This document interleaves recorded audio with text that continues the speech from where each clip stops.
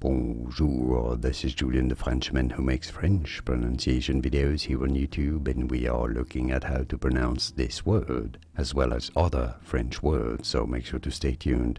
This word in French means happy, and that's the masculine form of the word, so you can only use this for a man, for example, or a boy. How do you say it? Heureux. Heureux.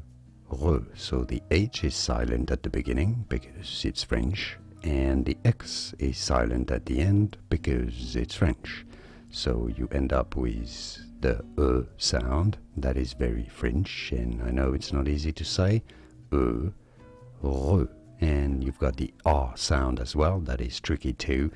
So I do have a video for you to help you with that French R sound if you cannot pronounce it.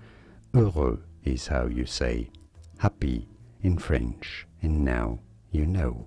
More videos here on how to say more interesting French vocabulary, French names that many mispronounce or butcher, some might say. And yeah, if you want to learn more French, here are more videos for you. Thanks for watching, merci, au revoir.